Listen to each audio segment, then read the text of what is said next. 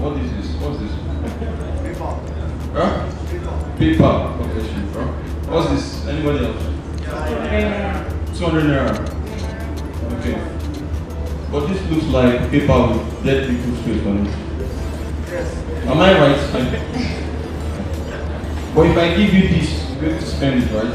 Doesn't this sound odd that I'm giving you paper? Like, how does it feel? It's money. Why is it money? Because it's generally accepted by everyone. Who agreed? Did you agree to it?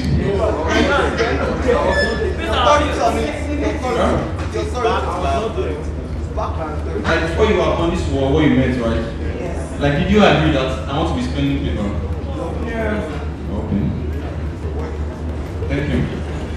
What is money actually? So that the money actually brought about the blockchain technology, but there are much more use cases to blockchain than just money. But money was actually what brought it. So let's go back in time. What was actually money? Money is just like you said, anything that is generally accepted, right? And back in time, what we were using was as far as history goes, was trade by barter, right? I have meat, you have chicken, we exchange. I have one chicken, you have like a bag of rice. But if I want to exchange that, I feel cheated because a bag of rice is actually much than the chicken. I mean, there was no design value proposition. So money moved and started using calories, salt, and all that, right? After that, it moved right to silver and gold, right? For you to store, to exchange silver, I mean your gold bars and all that was kind of difficult. So perhaps some smart people like, okay, let us build a place where everyone can save their silver, their gold bars, and whenever they need it, they can just come and pick it. Why do we need currency? This is the age we are. I don't think cash now. In China, they don't spend cash anymore.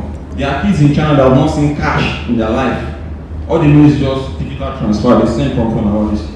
The age we are in, we're in the internet age where almost everybody has a smartphone and everything. So why are we still spending cash? I have friends in China, I have friends in Canada, I have friends in South Africa. I think I have friends in Thailand. I have friends in quite a number of places. I play PUBG. It's an online game. I play it almost every Fridays. I play games with people all around the world. We chat. I can send a chat to them in seconds. But for me to send money to that same person through the traditional means, through the Western Union and the MoneyGram, it takes 3 days and they charge me ridiculous amounts of money for me. Like, why? Global acceptance. If you are traveling to, I think I went to, the country I've traveled to was, I think, Nigeria Republic for excursion or something like that. So, why are you guys laughing at me? So, but from the tales I've heard from people who have traveled out of the country, your naira in other countries are useless. So when you get to other countries, you have to change it to the currency there. If you are going to another country, I think only the US dollar is the only currency that is accepted worldwide. But your naira, as long as you step out of this country, it's useless. So some group of people came together and developed a new cryptocurrency using the Bitcoin's code, but they improved all its flaws, and that's majorly the transaction times and also has a privacy feature. Like if I'm sending you money, nobody knows I'm sending you money. Nobody can track the transaction or that. So that is what we are doing at Dash. We sign up businesses. You can purchase anything around you. Have an app, you can just check for businesses around you. You can see businesses that set Dash and you can patronize them.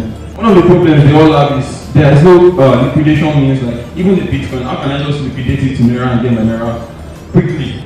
So we partnered with a lot of companies, a lot of channels, platforms. One of them is BitFXT. You can purchase Dash from them, easy, fast, and all that. You can use the ProPay wallet, send your Dash into it, and convert it to Naira.